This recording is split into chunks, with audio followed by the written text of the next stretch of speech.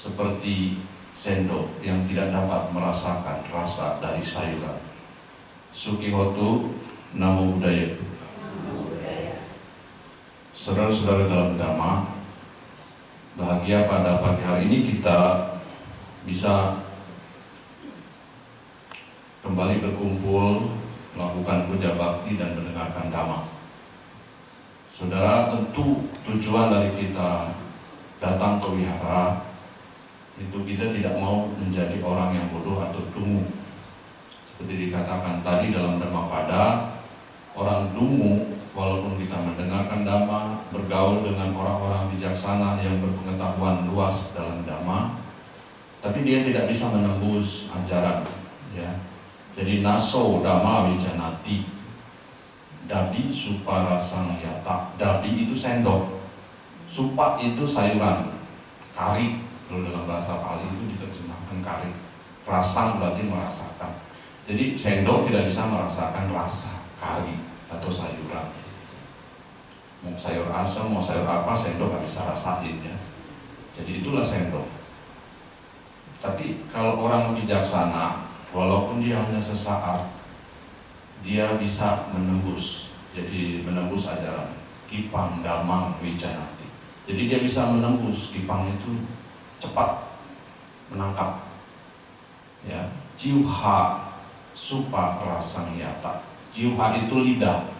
Kalau lidah berarti mampu merasakan rasa sayuran, ya. Lidah ibu, kalau bapak ini bisa merasakan sayuran ini, oh sayur asam kan, oh ini sayur lodeh, karena lidah bisa merasakan. Tapi kalau sendok tidak bisa. Jadi kita tujuannya menjadi orang bijaksana supaya kita bisa mengikis perlahan-lahan kekotoran batin yang pada akhirnya merealisasi kesucian, mungkin nanti sotapana terus dan seterusnya, ya, mencapai pembebasan. Nah, saudara-saudara yang datang ke wihara ini tentu bermacam-macam. Di dalam Anuttara Nikaya kelompok 3 itu disebutkan ada 3 jenis orang yang datang ke wihara mau mendengarkan Dhamma. Apa saja 3 jenis ini? Yang pertama adalah orang datang dengan kebijaksanaan terbalik. Yang kedua, orang dengan kebijaksanaan di pangkuan. Yang ketiga adalah kebijaksanaan yang luas. Nah, kebijaksanaan yang pertama disebut kebijaksanaan terbalik. Itu seperti ini. Jadi orang datang ke wihara, pikirannya kemana-mana.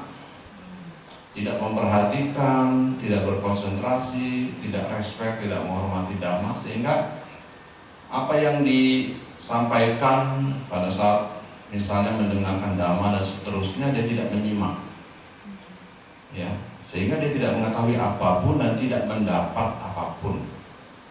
Ya, ada kan orang duduk datang ke wihara, dia tidak fokus mendengarkan, tidak berkonsentrasi, tidak respect dan seterusnya. Itu ada.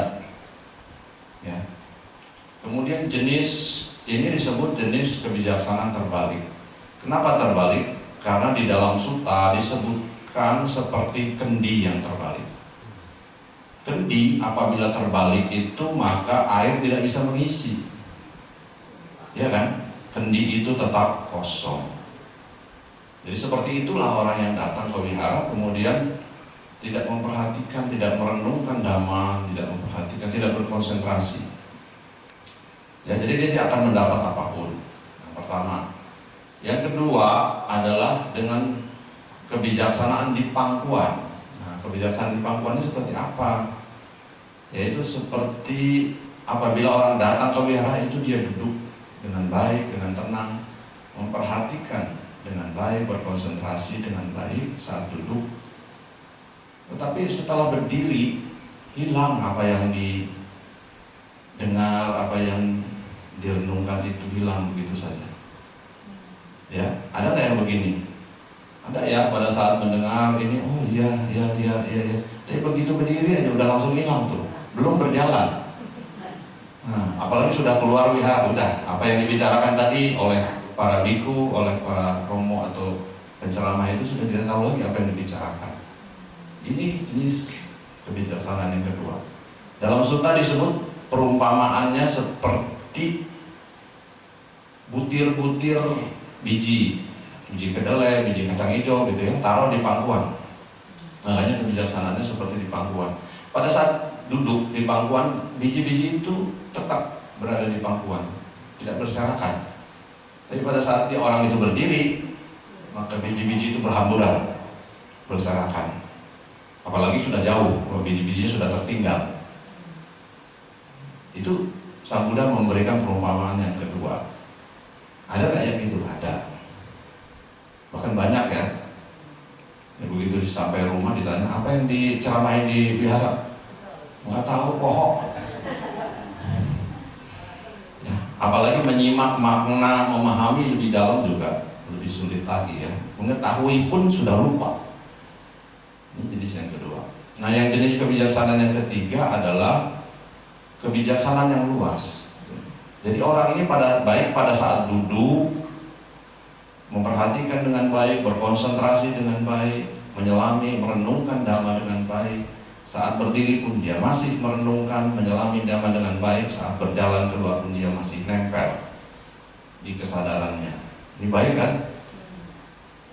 Ada nggak yang begini? Ada.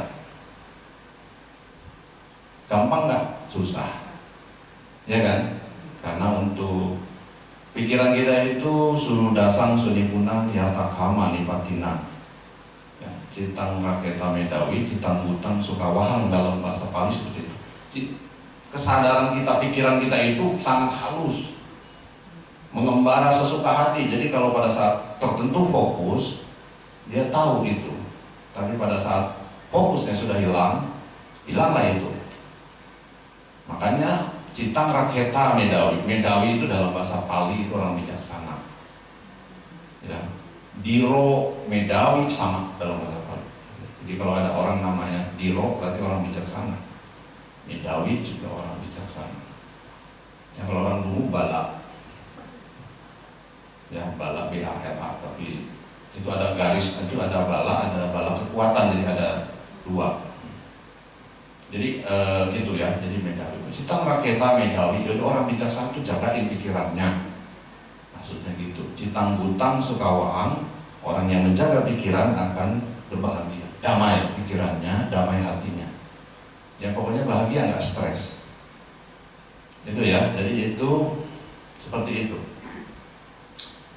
Nah, saya ingin menyampaikan bahwa pentingnya kita menjadi bijaksana itu adalah kalau kita memiliki satu pandangan benar. Nah, pandangan benar yang kita harus raih atau capai itu ada beberapa syarat. Ya, beberapa syarat supaya berurut. Syarat pertama adalah orang memiliki pandangan benar jika dia memahami mana manfaat, mana tidak manfaat, baik dan buruk, itu tahu. Ya, jika orang tidak memahami mana manfaat, mana tidak manfaat, mana baik dan buruk, maka sulit kebijaksanaan itu diraih. Itu syarat pertama harus dipenuhi. Ya, jadi gitu. Jadi tadi kan dalam Dhammapada disebutkan asare saramatino sareca asaradasino. Ya kan? Jadi orang yang menganggap ketidakbenaran sebagai kebenaran, kebenaran sebagai ketidakbenaran, ya. Orang seperti ini tidak akan dapat menembus ajaran. Tek sarang na adiga cantik mica sankapa gocarang. Mica itu orang memiliki pandangan yang keliru atau salah. Mica, kalau benar kan sama, SAMMA. Itu bahasa Pali mengatakannya. Jadi tek sarang na adiga cantik, dia tidak bisa menembus ajaran. Karena kenapa? Karena pikirannya salah, pandangannya salah, menganggap ketidakbenaran sebagai kebenaran, ya kan? Asare kan ketidakbenaran. Asare saramatino, saramatino berarti menganggap ketidakbenaran sebagai kebenaran. Sebaliknya sareca asaradasino, jadi ketidakbenaran sebagai kebenaran, kebenaran sebagai ketidakbenaran. Jadi bolak-balik. Tapi Tapi kalau orang bijaksana menganggap kebenaran sebagai kebenaran, ketidakbenaran sebagai ketidakbenaran. Ya, jadi makanya disebutkan yata hutan nyana dastana. Pengetahuan di mana mengetahui segala sesuatu itu sebagaimana adanya, tidak dibolak-balik. Ya, fakta kenyataannya, hukumnya seperti itu dibolak-balik. Ya, jadi syarat pertama mengetahui mana manfaat, tidak mana manfaat. Karena ada praktek, ada 4 jenis praktek dalam Anguttara Nikaya disebutkan kelompok 4 itu ada praktek yang menyenangkan tapi berbahaya. Ada praktek yang menyenangkan bermanfaat. Ada praktek yang tidak menyenangkan berbahaya. Ada praktek yang tidak menyenangkan bermanfaat. Jadi ada 4 jenis dalam Anguttara Nikaya disebutkan seperti itu. Praktek menyenangkan yang kita mau sebenarnya praktek itu menyenangkan, betul nggak? Tapi harus dilihat bermanfaat tidak bermanfaat. Kalau bermanfaat jalankan kata Sang Buddha. Ya, praktek menyenangkan itu apa? Apa jenisnya praktek menyenangkan tapi bermanfaat? Hah? Meditasi misalnya. Ada sebagian orang meditasi itu menyenangkan ya, happy, stres hilang, tapi ada juga menyiksa itu bagi sebagian orang, ya kan? Membosankan atau mau sudut pandang orang menyenangkan tidak menyenangkan, tetapi harus dilihat terakhirnya bermanfaat. Ya, gitu. Di zaman Sang Buddha ada praktek yang cukup berat dilakukan, itu menyakitkan, tapi menurut Sang Buddha itu bermanfaat. Ya, ada yang seorang biku siswa Sang Buddha sampai praktek meditasi yang tidak pernah tidur. Ya, hanya duduk terus sehingga sampai dia begadang lagi, nggak pernah tidur kalau nggak perlu. Saking kerasnya prakteknya sehingga matanya buta. Ya, seperti itu. Tapi dia mencapai tingkatan kesucian. Ada gitu menyakitkan. Tapi ada juga orang mempraktekkan dengan cara yang mudah. Seperti Bante Siwali ya, nah itu dia menyenangkan ya dalam kebikuannya ya, kemana-mana selalu disupport, ya kan, selalu dapat makanan dia, biku yang nggak pernah kesusahan tuh zaman Sang Buddha itu cuma Siwali, ya. Jadi kalau sama Bante Siwali, biku-biku lain senang, kenapa? Pasti nggak mungkin nggak dapat makan. Nah, walaupun ke tempat-tempat yang ekstrim ya buruk, misalnya di situ terjadi kekeringan yang panjang, orang-orang udah pada kelaparan, banyak yang meninggal juga. Biasanya kalau tempat itu tidak kondusif, Sang Buddha menyarankan untuk biku itu tidak tinggal di tempat itu karena akan berbahaya. Berbahaya arti orang seorang biku itu akan kelaparan, ya kan? Bisa mati. Tapi kalau ada Bante Siwali di situ pasti dapat makanan. Kalau sampai tidak ada satu manusia pun yang berdana makanan, maka para dewa turun kasih makanan. Wah, makanan di alam surga kan enak-enak, wangi, ya kan? Rasa karinya itu luar biasa. Ya. Jadi nggak ada di dunia bumbu yang seharum bumbu surgawi, nggak ada. Itu hebatnya ya. Apakah benar Romo seperti ini? Ada cerita Mahakasapa itu ditipu sama dewa ya, dewanya Dewa Saka. Ya, ditipu bukan ditipu maksud jelek. Jadi Dewa Saka itu ingin sekali berdana kepada Mahakasapa. Kenapa dia ingin? Karena sulit berdana kepada Mahakasapa. Sulitnya kenapa? Kan dia dewa. Karena Mahakasapa itu kalau ingin mencari atau berdana pindah patah, dia selalu mencari orang miskin. Tidak pernah dia mengunjungi orang kaya. Ya. Kenapa begitu? Dia ingin memberi kesempatan kepada orang-orang yang miskin, tidak mampu itu, supaya punya kesempatan berdana, memperbaiki diri, kehidupan lah ya. Itu. Dia selalu begitu, sangat sederhana Bante Kasapa itu, tapi karismanya luar biasa. Ya, bahkan Sang Buddha ingin parinibbananya harus nunggu Makasapa itu datang dulu. Saking dia dihormati. Itu Dewa Saka ingin sekali berdana kepada Makasapa. Gimana caranya? Soalnya dia mengunjungi orang-orang yang tidak mampu terus, ya kan? Memberi kesempatan, dia tidak pernah mengunjungi para raja, para pangeran, tidak. Begitu, cari kesempatan. Wah, Dewa Saka merubah diri, merubah bentuk menjadi nenek-nenek sama kakek-kakek sama ibu yang bidadarinya kan, memintal benang kain. Berkunjunglah dengan rumah yang reot kan, berkunjunglah Makasapa di situ. Nah, ketika menyajikan dana makanan, wah itu wanginya bukan main. Makasapa tahu nih, ya kan? Wah ini bukan makanan di dunia, ini makanan di surga. Ini pasti dewa yang langsung ditegur lah, ya kan?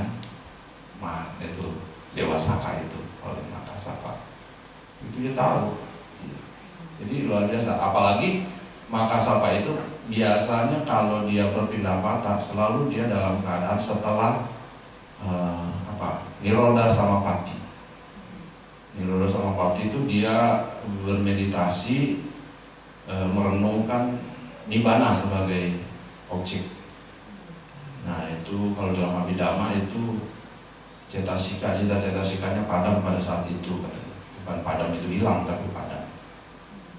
Padam hanya ada nibbana di kesadarannya. Nah, itu susah ya kalau saya jelasin. Romo gimana nih Nirodha Samapatti? Gak bisa lah nanti. Nah itu orang yang sudah memiliki abinya tingkat lengkap ya, yang bisa mencapai Nirodha Samapatti. Nah apabila orang berdana setelah seorang arahat itu melakukan Nirodha Samapatti, maka itu lahan yang paling subur. Tidak harus nunggu dalam kehidupan berikutnya, tapi dalam kehidupan saat ini sudah akan berbuah. Begitu suburnya. Ya itu. Jadi dicari-cari. Dewa Saka pasti tahu itu. Ya itu yang pertama.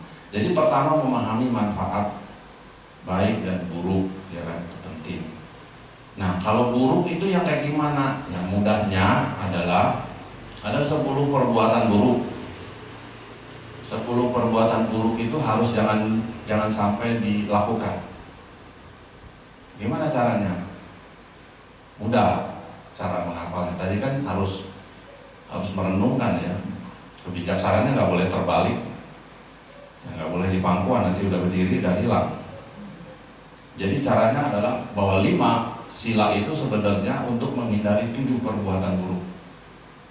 Jadi kalau ibu bapak sudah melakukan praktek latihan 5 sila, itu sebenarnya 7 perbuatan buruk sudah dihindari. Jadi 1, tidak. Perbuatan buruk itu kan kalau membunuh, betul. Yang kedua, kalau dia mencuri atau mengambil barang yang tidak diberikan, ya kan? Yang ketiga, nafsu indria yang keliru atau kamesu kan. Kemudian yang keempat, ini dipecah menjadi 4. Jadi tadi saya sudah 3 kan, 4 dipecah 4. Apa saja?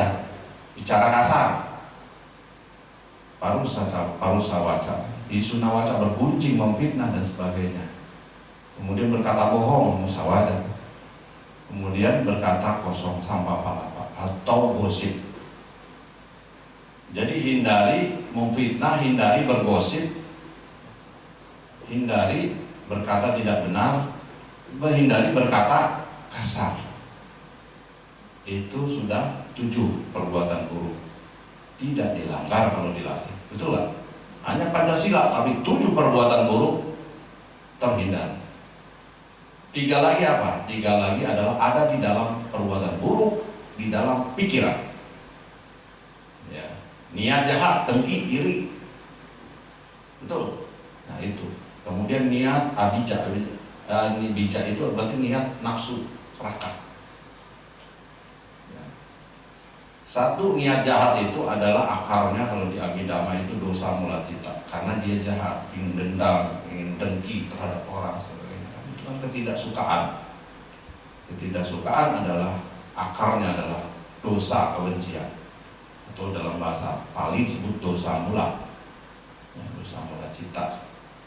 Nah, kemudian kalau bija abija itu kan persangkut serakah tidak serakah, gitu kan. Nah, itu lebih kepada loba keserakahan, loba mula cita. Nah, yang terakhir adalah micca diti. Nah, micca diti harus dihindari. Makanya micca diti harus dihindari, harus memiliki pandangan benar. Pandangan benar hanya bisa dilakukan kalau orang mau belajar. Belajar dhamma yang sejati, dhamma yang benar, bukan dhamma yang bukan berdasarkan sutta pitaka, bukan berdasarkan vinaya pitaka, bukan berdasarkan abhidhamma.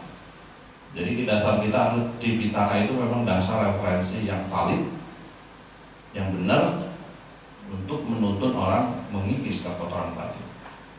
Ya, di luar itu tidak valid, ya gitu. Jadi harus berdasarkan itu.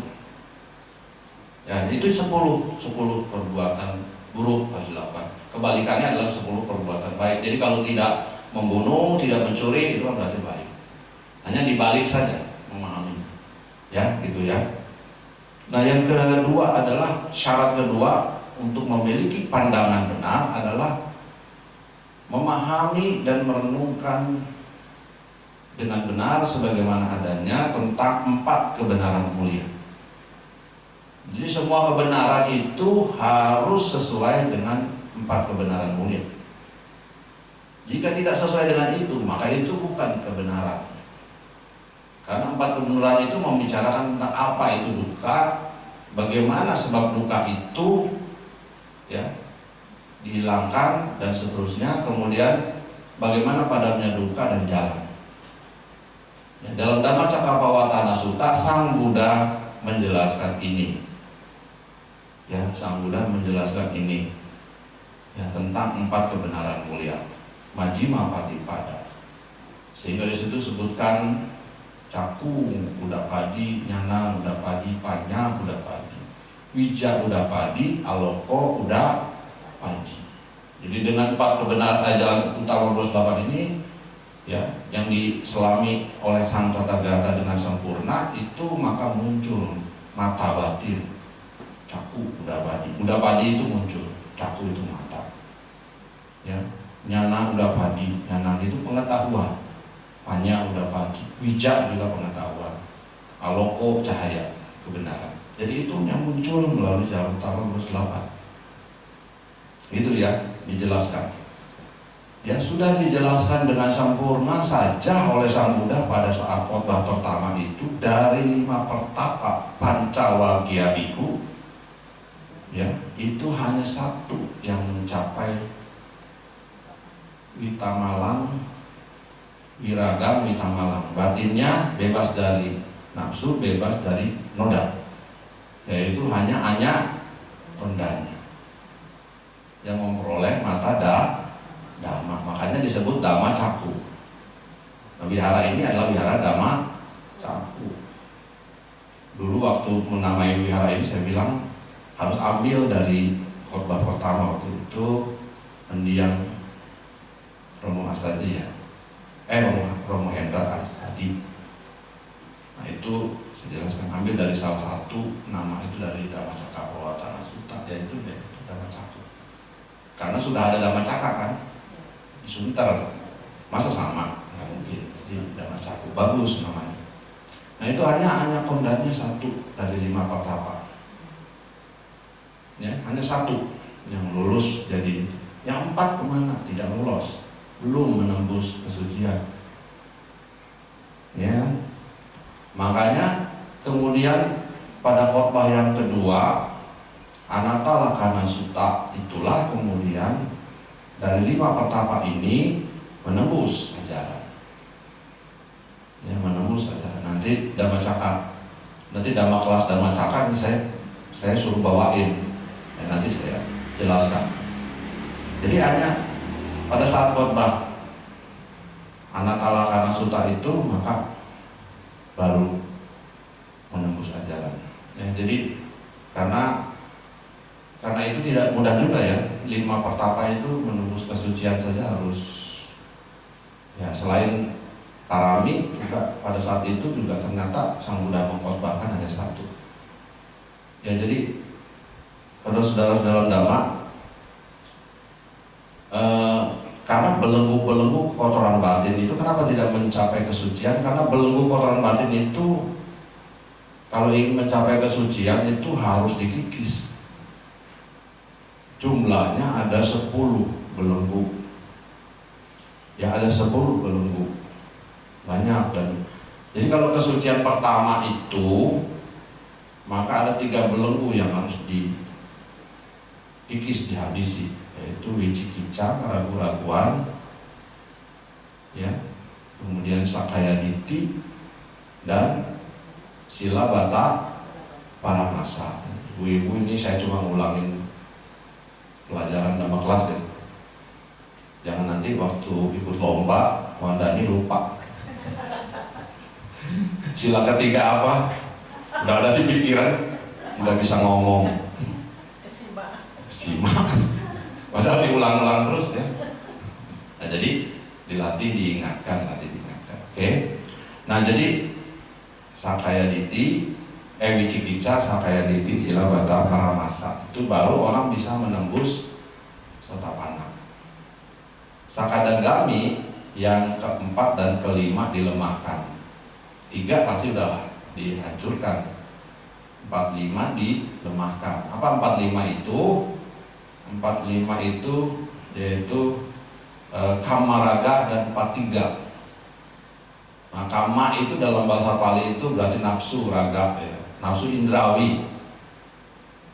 Nah, itu dilemahkan. Dan 43 itu lebih kepada unsur dosa, ya, ketidaksukaan. Nah, jadi seorang sotapanna berarti kalau melihat di sini masih ada kamaraga, betul nggak? Masih ada 43. Tingkat sakadagami 45 ini dilemahkan, belum dihapuskan. Begitu. Jadi sotapanna itu hanya 3 syaratnya saja tadi, tapi yang lain sudah menipis lah. Kalau kita kan belum mencapai sotapanna kan yang lainnya, yang ini masih tebel, ya kan? Belenggunya masih tebel semua. Kalau ini mah ini udah ada yang dihapuskan, ada yang masih tipis. Itu ya, jadi itu sakadagami. Kemudian kalau anagami 5 belenggu ini sudah dihilangkan. Nah, sisanya dilemahkan. Anagami, ya, gitu. Jadi sakayaditi, wicikicca, sakayaditi, kemudian silabata paramasa, kemudian kamaraga, 43 sudah hilang. Jadi udah enggak, nafsu indranya sudah enggak ada ini. Makanya anagami ini biasanya sudah tidak mau berumah tangga karena kamaraganya sudah tidak ada. Ya, jadi ini terjadi pada cerita Anathapindika. Anaknya itu, Anathapindika itu sotapanna. Dia kaya, miliuner, sotapanna, ya kan? Nah, anaknya ini itu meninggal lebih dulu, mencapai tingkat kesucian anagami. Ya. Nah, pada saat meninggal dia menyebut Anathapindika itu sebagai adik. Kemudian Anathapindika ini bertanya kepada Sang Buddha, "Loh, kenapa anakku menyebut saya itu sebagai adik?" Sang Buddha, Sang Buddha jelasin bahwa anaknya ini sudah mencapai tingkat kesucian lebih tinggi sebelum meninggal, yaitu anagami. Makanya disebut adik.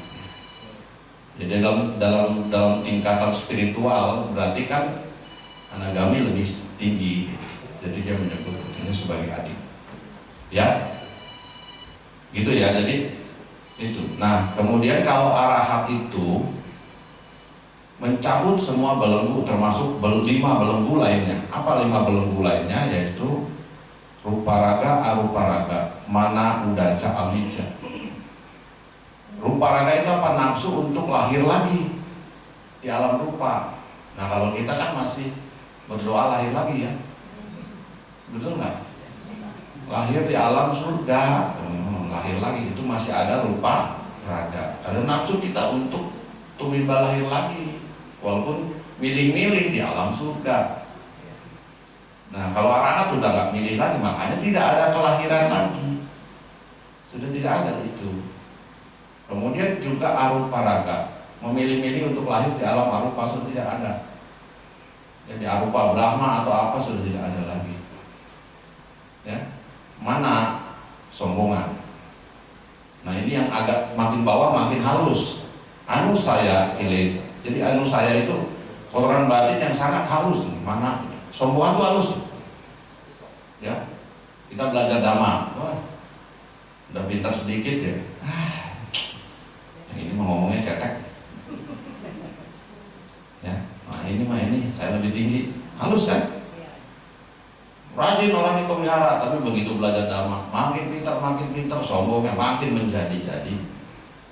Nah itu kesombongan itu halus sekali.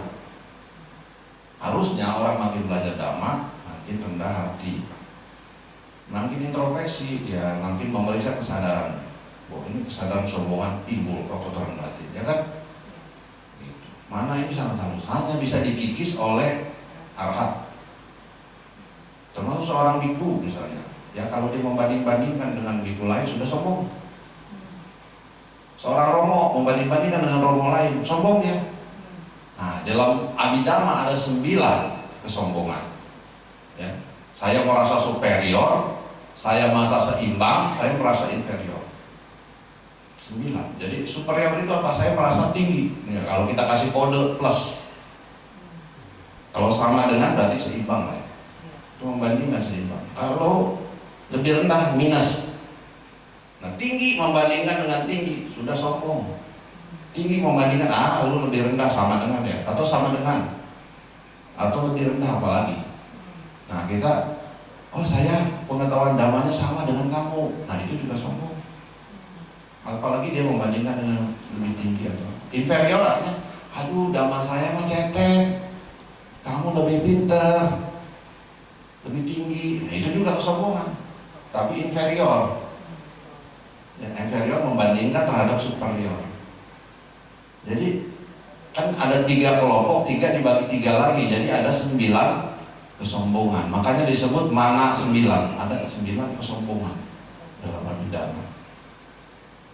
Ya, jadi bukan satu. Sombong itu kalau kita kan mengerti itu sombong itu cuma satu ya.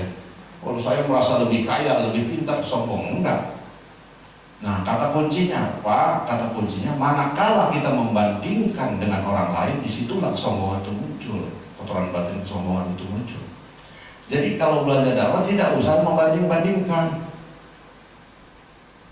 karena kesombongan itu akan kilesa, kesombongan itu akan muncul. Jadi apa yang kita merasa lebih kurang, atau kita sama, atau kita merasa lebih tinggi, sudah pahami itu. Apa yang kita terima itulah diri kita.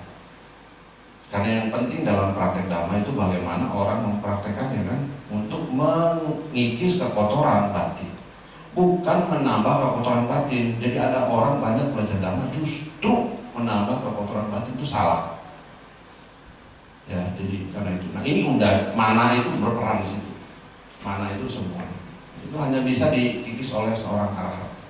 Even Sotapanna sendiri masih ada membandingkan. Ya, Sotapanna Sakadagami. Mana Udaca itu kegelisahan. Nah ini kekotoran batin yang ke-9. Yang ke-9 itu Udaca, kegelisahan. Kegelisahan itu, makanya kalau orang biasa, umat awam gelisah, masih batinnya gelisah, itu masih wajar. Karena itu hanya bisa dikikis pada saat orang itu mencapai tingkatan arahat. Kegelisahan itu. Tetapi jangan terlalu bergolak.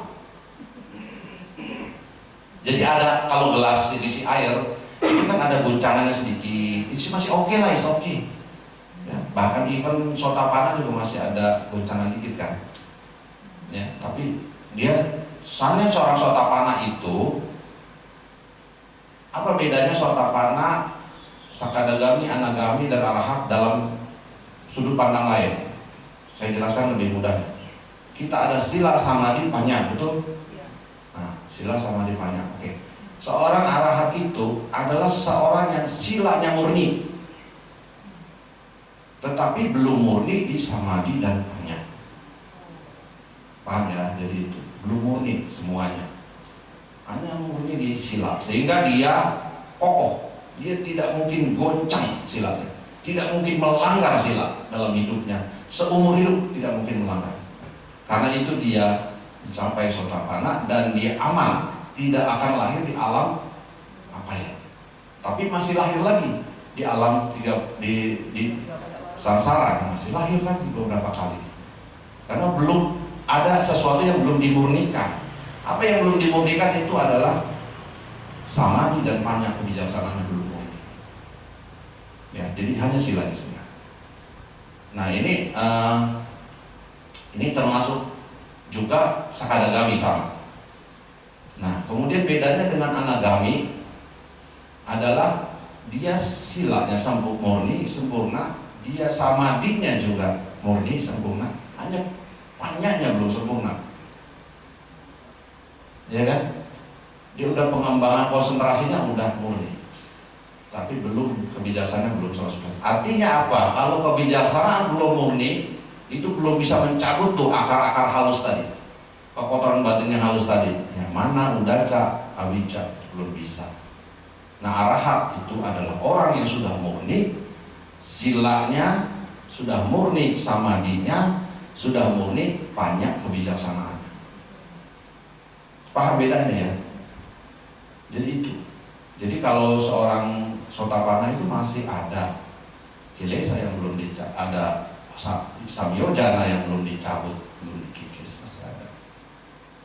Tetapi dia tidak goncang lagi. Ketika Anathapindika diminta oleh dewa rumahnya untuk, udah kamu itu sekarang sudah miskin, ya kamu itu berbuat baik terus, harta kamu habis untuk menyupport jenis angka dan sebagainya kan.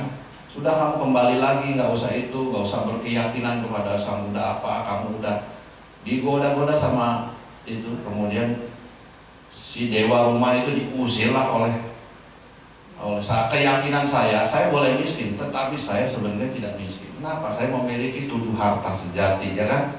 Keyakinan saya terhadap Buddha, Dhamma, Sangha, dan seterusnya, terhadap sila dan seterusnya. Ada nanti sapurisa. Ya, saya memulai sapurisa, jadi memiliki harta yang sapurisa sejati.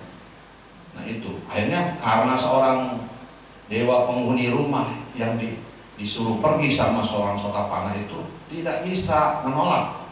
Dia terpaksa tidak bisa mendiami rumah Anathapindika dewa ini. Pergilah dewa ini kemana-mana, ya kan?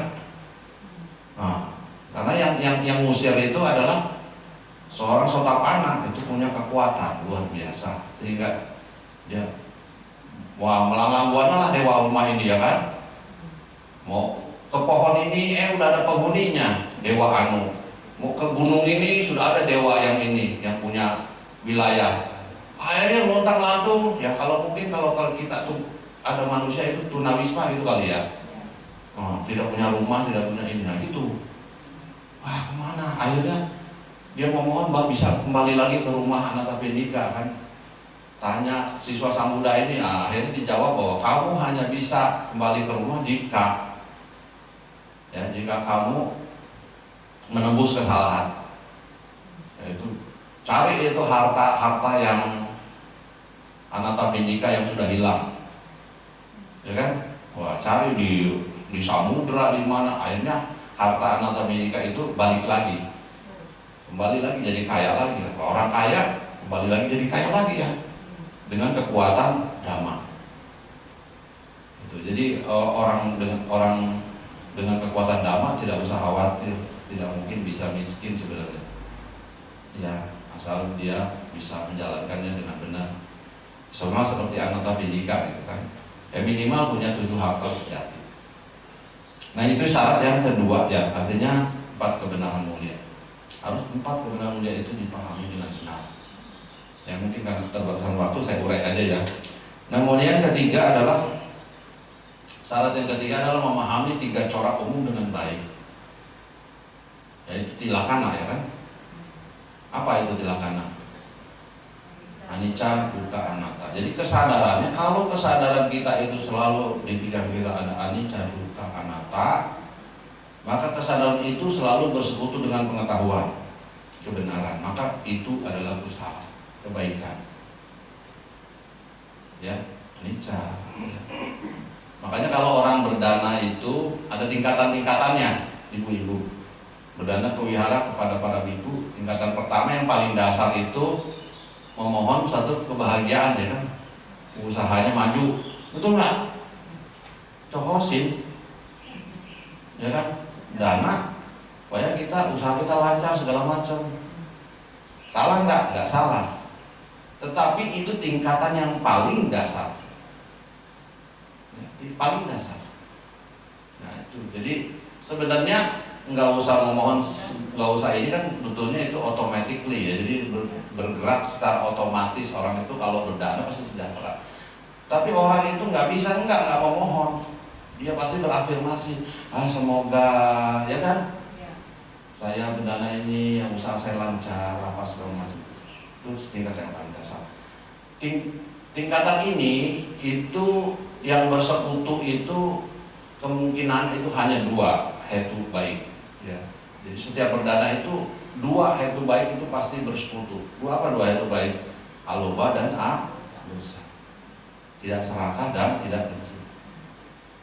Nah, untuk tingkatan yang lebih tinggi bagaimana? Tingkatan yang lebih luhur dari perbuatan, misalnya katakan contoh mudahnya berdana, itu adalah apabila bersekutu dengan 3 hetu. Ya, aloba, dosa, amoha. Amoha itu apa? Amoha itu adalah kebijaksanaan, pengetahuan, pengertian benar. Jadi kalau kita berdana ini, kemudian kita merenungkan, hari ini saya memiliki kesempatan baik untuk berdana, betul nggak? Sesuai dengan keyakinan saya akan hukum karma. Nah, hukum pengertian yang benar akan hukum karma itu sudah pengetahuan tuh, bahwa pahala ini, perbuatan baik ini akan menghasilkan pahala besar dalam jangka waktu yang lama.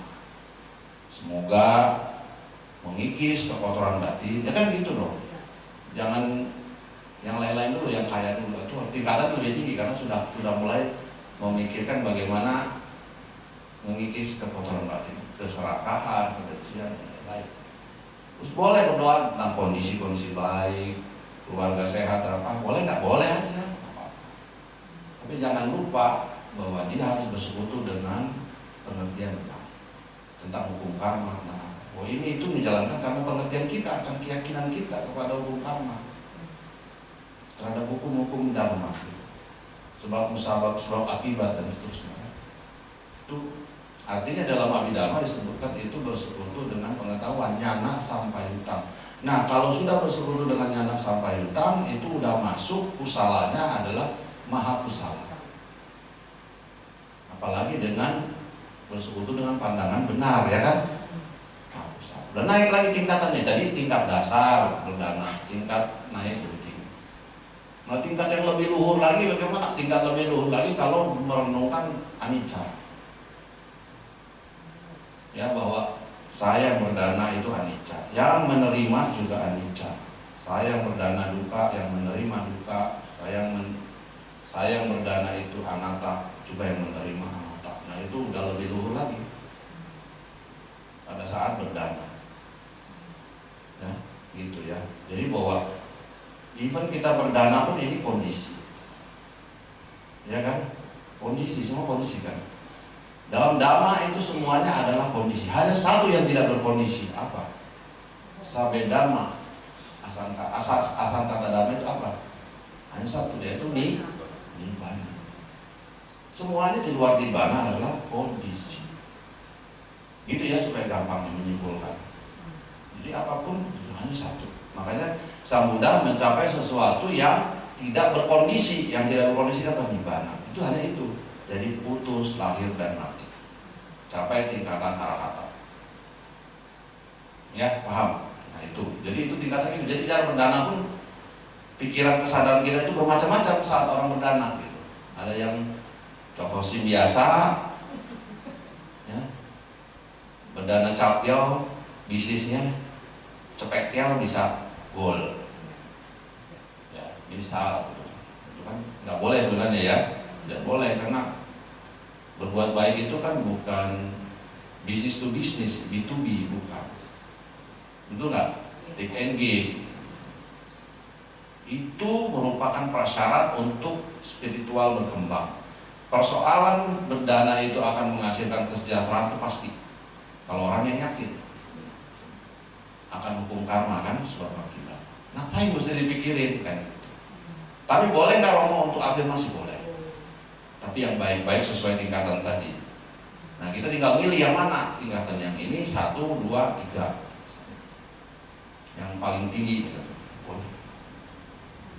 Gitu ya. Jadi supaya kita berbuat baik itu berbobot berbuat baiknya. Perbuatan baik berbobot dalam bahasa Pali disebut dengan ukata kusala.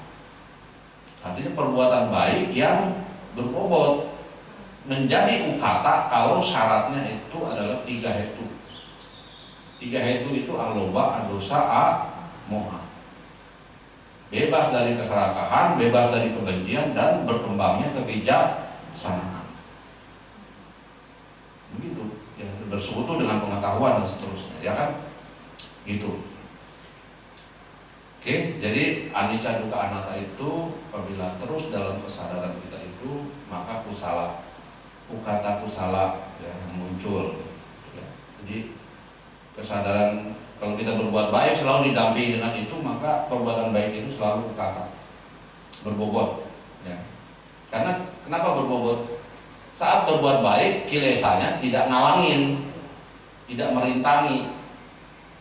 Coba kalau lobanya ada saat berbuat baik, aduh saya berbuat baik cabut yang di wihara ya, bikin tiang, ditulis kayak nama saya di tiang itu ya kan, Tuan Teko Seng situ kan, benar nggak? Ditulis di situ, wah happy saya kan, panitia tulis, nggak perlu kan, makanya tiang di Dhamma Catur itu nggak ada nama tuh, ada lihatnya nama-namanya ada tuh, tiang ya kan, ada namanya. Nah itu sebenarnya mendorong orang untuk supaya ada semacam pamrih.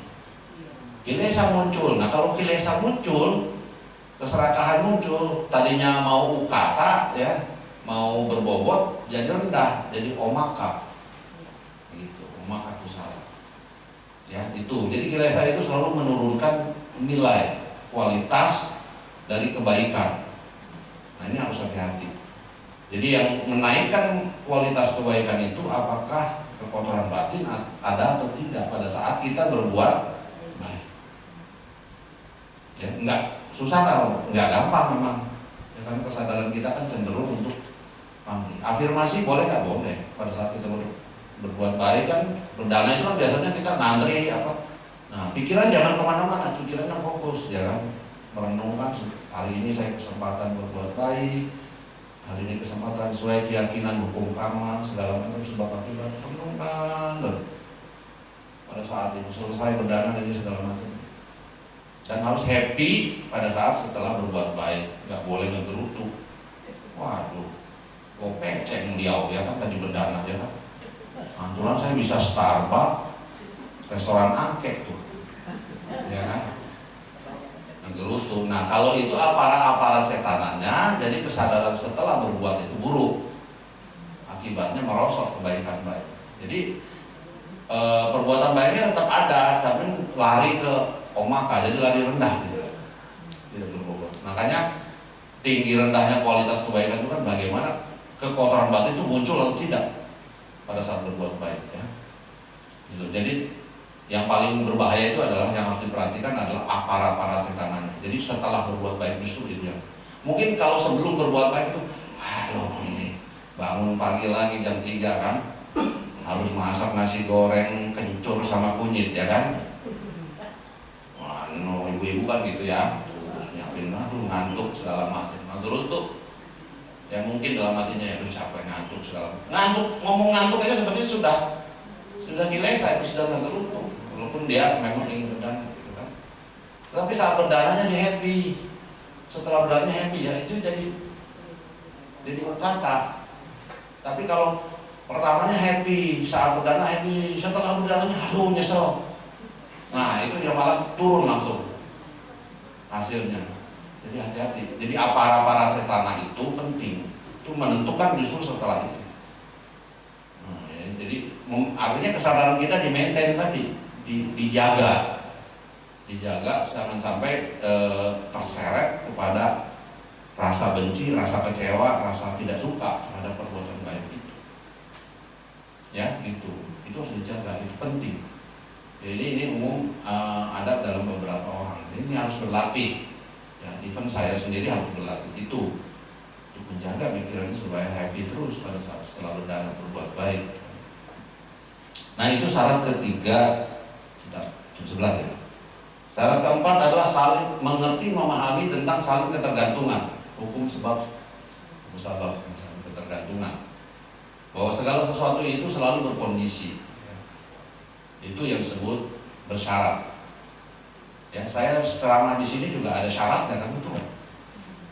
Bu Nani harus jadwalin saya. Terus kedua, saya harus datang, kalau nggak datang nggak ada khotbah. Ketiga, khotbah sendiri aja nggak ada umatnya kepada datang juga nggak jadi. Jadi banyak syarat. Terus nggak ada ini, nggak ada gedung diharap, itu syarat semua ya kan. Kalau syaratnya dipenuhi, maka khotbah ini bisa jalan. Sama di sana ini bisa jalan. Itu kan berkondisi. Satu kondisi bermasalah akan bermasalah di hal lain. Kan? Tuh. Nah, hukum kondisi itu yang kita kenal itu hanya satu, biasanya hukum karma, ya, sebab akibat kegantungan. Sebenarnya banyak. Dalam Abhidhamma itu textbook yang ketujuh itu ada disebut patana. Patana itu pak itu banyak, tanah itu sebab-sebab yang mengkondisikan sebab-sebab bergantungan. Jadi banyak sebab-sebab urusan muda. Jadi disebutkan dalam patana itu pacaya sakti itu ada 24 sebab. Jadi ada hetu pacayo, aramana pacayo, adipati pacayo, anantara pacayo, samanantara pacayo, sahajata pacayo, anyamanya pacayo, nisaya pacayo, panisaya pacayo, kure data pacayo, pasajata pacayo, sewana pacayo, kama pacayo, ipaka, ahara pacayo, indriya, jana maga, sampayuta wipayuta, ati, nati, wigata, awigata, 24. Ya, gak usah diapalin. Ya, mual hafal-hafal. Jadi di Myanmar itu orang membaca ini berulang-ulang sampai hafal. Punya keyakinan ini seperti parita yang melindungi. Jadi dia kalau kemana-mana ada mara bahaya yang mau dia hadapi hari ini, wah saya mau bakal ketemu masalah banyak hari ini. Ya hafalnya itu patana itu. Apa namanya pacaya 124 ini. Dia punya keyakinan orang Myanmar itu. Dengan hafal itu membacakan berulang-ulang itu bahwa dia melindungi dia. Ya, itu salah satu sisi ya, karena mungkin dia ada tersugesti dengan itu. Tapi memang patana ini memiliki hal yang luar biasa ya. Sang Buddha itu merenungkan Abhidhamma yang lain-lain, tidak keluar sinar dalam tubuhnya. Nah, manakala Sang Buddha itu merenungkan patana pacaya sakti 24 ini 7 berapa sinar tuh kalau bendera 7 apa berapa ya? Nah, itu keluar semua warna itu dalam tubuh Sang Buddha. Jadi kekuatan patana ini luar biasa ketika Sang Buddha merenungkan Abhidhamma itu. Ya. Nah, saya kebetulan di Sunter saya bawa itu patana baru sampai ketiga. Dan nanti saya coba bahas terus sampai 24. Nah gitu, jadi syarat keempat adalah sebab musabab bergantungan, bahwa segala sesuatu itu saling bergantungan. Nah yang kelima adalah kekotoran batin. Syarat kelima adalah memahami kekotoran batin dan cara menghilangkannya. Jadi kita tahu kekotoran batin itu apa saja dan cara menghilangkannya. Ya, gitu. Kotoran batin itu sebenarnya ada, kalau kita mau mudah menghafal itu cuma ada 3. Yang satu terkait dengan kotoran batin ada tingkat kasar, tingkat menengah, tingkat halus. Tingkat kasar itu apa? Berhubungan dengan perilaku, jasmani, ucapan, ya, perilaku itu. Nah, jadi kalau kotoran batin yang kasar-kasar itu hubungan dengan moralitas. Nah, yang sedang itu apa? Niat-niat. Niat jahat, niat serakah, pokoknya berhubungan dengan niat-niat itu yang sedang. Makanya jaga niat, jangan sampai muncul niat yang jahat, yang tidak baik. Karena itu udah kekotoran batinnya tingkat sedang. Ya. Kemudian yang halus apa? Yang halus itu menyangkut reputasi. Ya, manakala saya ingin dihormati oleh orang lain, wah saya ketua PD, hormat dong sama saya, ya kan? Nah, jadi nanti saya nggak boleh memberi salam, kamu dulu harus memberi salam, kan jabatan saya tinggi. Nah itu reputasi, nggak boleh. Itu kotoran batin yang halus. Atau saya di sini menjabat sebagai apa di pengurus wihara ini, sebagai apa, itu juga nggak boleh, reputasi juga. Nah, jadi kita semua di dalam dhamma itu harus dijagain pikiran-pikiran yang seperti itu. Jadi even saya sebagai apapun kondisi jabatan dan sebagainya, itu harus mari kita ini bersama-sama di dalam dhamma kan gitu. Ya, tidak ada yang satu lebih istimewa daripada yang lain. Harus dijaga karena itu akan melatih kebiasaan untuk reputasi, itu akan kekotoran batin juga yang kemudian muncul berbahaya. Yang berbahaya lama-lama itu kotoran batin. Memang halus ya, itu nggak halus. Gitu. Wah sebagai bos di satu perusahaan itu tidak bisa dipungkiri pasti ada reputasi, betul nggak? Reputasi sebagai owner ya kan? Hati sebagai owner kan kadang-kadang perintah sana perintah sini, betul nggak? Nah, itu jadi kadang-kadang seperti itu. Tapi itu salah nggak? Ya nggak salah dalam batas tertentu kalau perintahnya itu untuk tujuan yang bermanfaat, betul.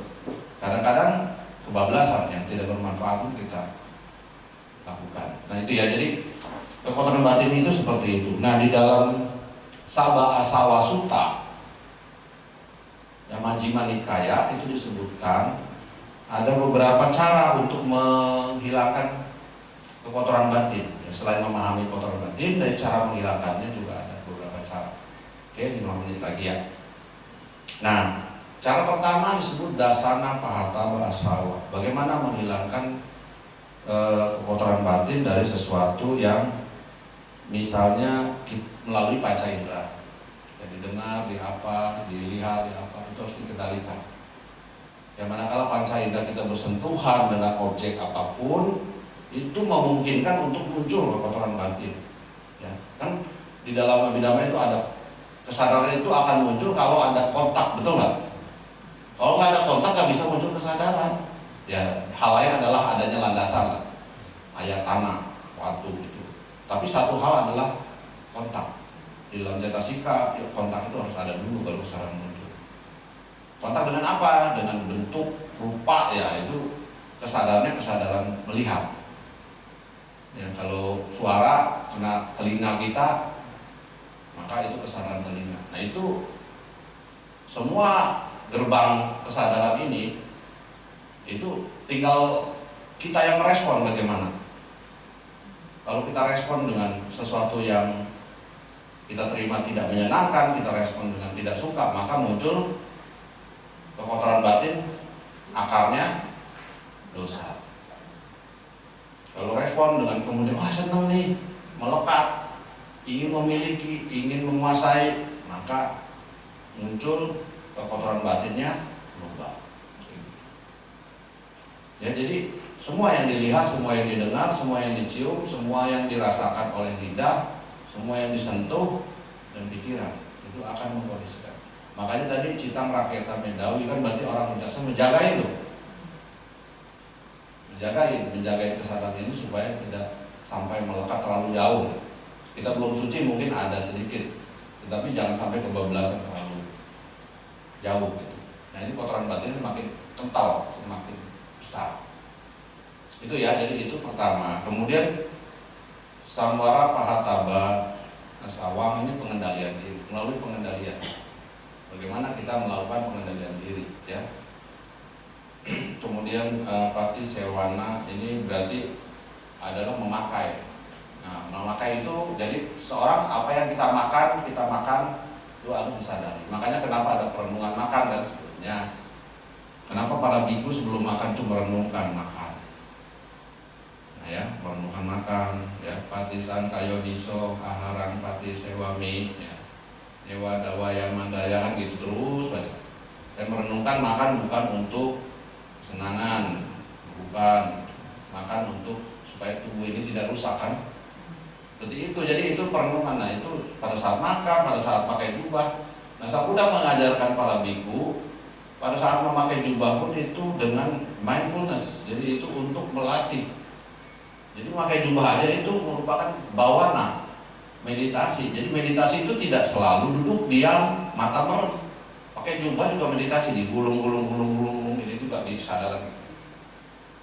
Pada saat ngegulung pikirannya kemana-mana berarti tidak mindfulness, tidak vipassana, tidak itu. Nah itu harus dilakukan. Pada saat makan mengunyah ya, mengunyah, kemudian merasakan makanan itu rasanya apa, kemudian itu semua juga merupakan bawana. Ya, jadi disadari. Karena inti dari bawana itu ada 3, ya, pajanati, sati, sampajana.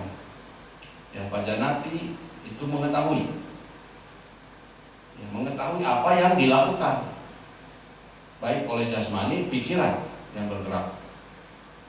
Kemudian sati kan berarti perhatian, betul. Yang sampajana clear comprehension kalau bahasa Inggris, jadi mengetahui apa adanya itu sebenarnya. Ya gitu. Nah jadi sati, sampajana, pajanati itu 3.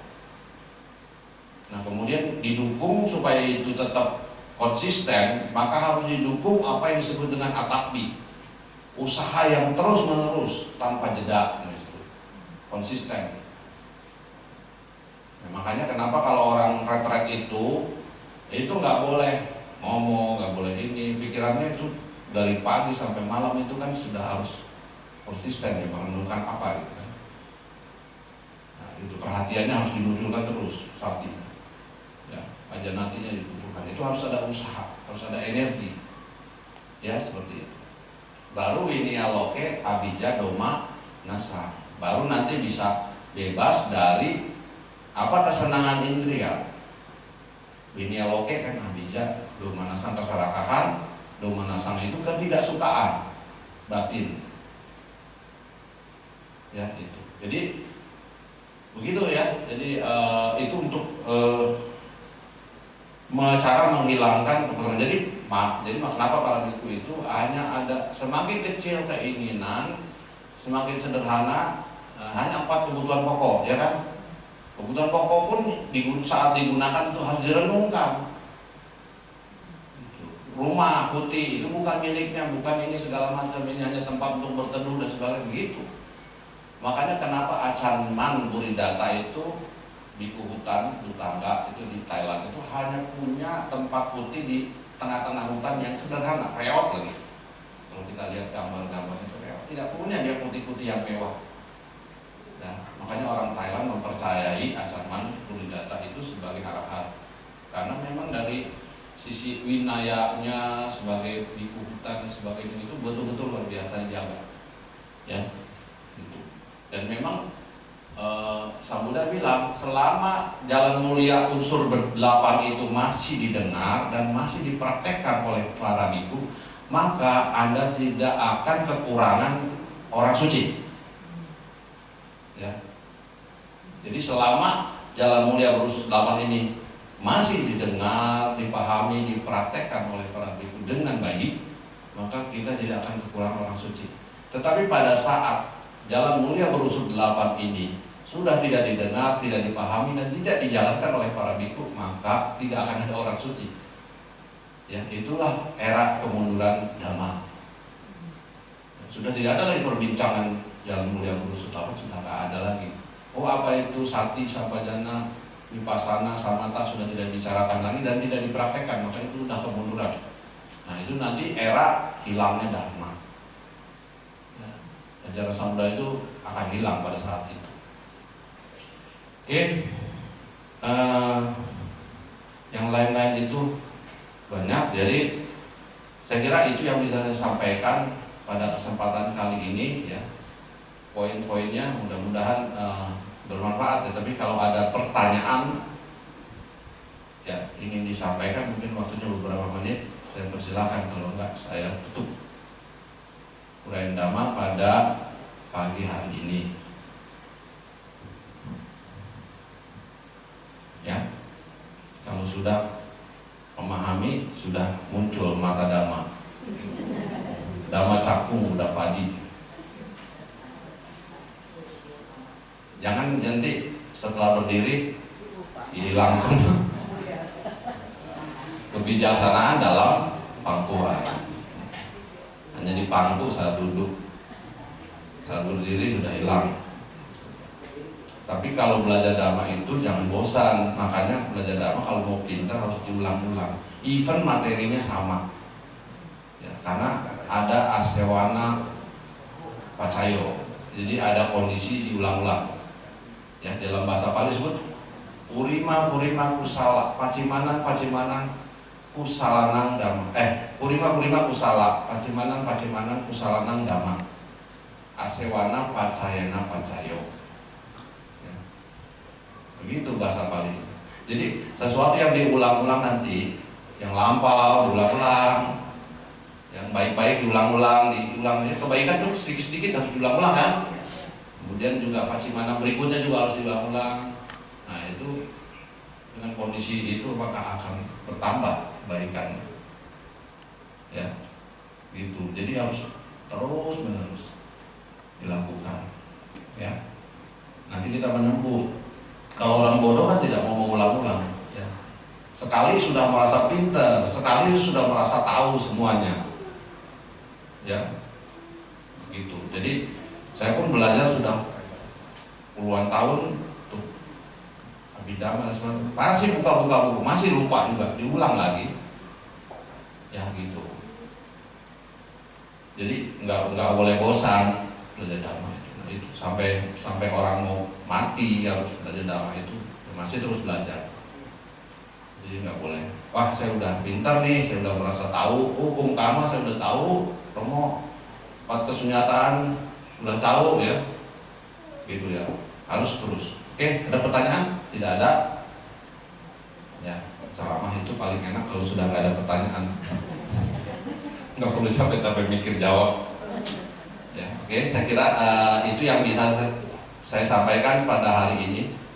Semoga kebijaksanaan kita terus bertambah, berkembang, belajar kita bertambah dan berkembang, ya, dan kita memperbaiki pengetahuan kebijaksanaan itu untuk dalam praktek Dhammanya kita juga mendapatkan hasil yang berbobot, ya, bukan hasil yang rendah, yang pada akhirnya kita akan bisa mengikis kekotoran batin dan mencapai realisasi nibbana. Sugihoto, Namo Buddhaya.